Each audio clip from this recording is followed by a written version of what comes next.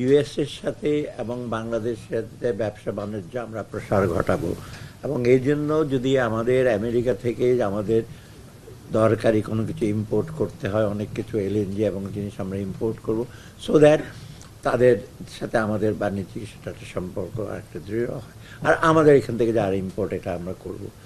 সাথে সাথে আমরা একটা জিনিস লক্ষ্য করব যে এইখানে যে সমস্ত আমরা অ্যাকশন নেব, আমাদের নিজস্ব যে গার্মেন্ট ইন্ডাস্ট্রি, অন্যান্য will make it more competitive compare to others, so that American economy, আমেরিকানরা মনে করে যে বাংলাদেশের প্রোডাক্ট অনেক বেটার অন্য দেশের তুলনায়, সেটাকে আমরা আরও এফিসিয়েন্সি বাড়াবো প্রাইভেট সেক্টরে। আর আমাদের দিক থেকে থার্ডলি যে সার্ভিস অনেক আসে, শুধু পণ্যের উপর এসে আসছে, আমরা অন্যান্য সার্ভিস আমেরিকা থেকে আমরা আনতে পারবো, সিমিলারলি আমাদের রেসিপ্রোকাল ইসে করবো।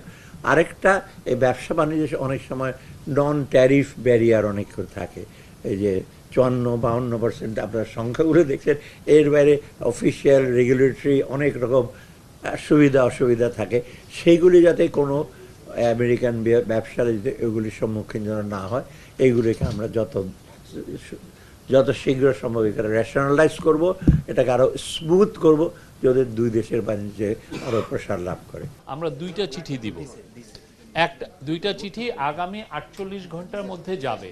একটা চিঠি যাবে আমাদের চিফ অ্যাডভাইজারের তরফ থেকে আমেরিকার প্রেসিডেন্ট ডোনাল্ড ট্রাম্পের কাছে, আর একটা চিঠি যাবে আমাদের কমার্স অ্যাডভাইজারের তরফ থেকে ইউএসটিআর এর কাছে। ইউএসটিআর তো আপনারা জানেন, ইউনাইটেড স্টেটস ট্রেড রিপ্রেজেন্টেটিভের কাছে যাবে। এই দুটো হচ্ছে 48 ঘন্টার মধ্যে এটা চলে যাবে।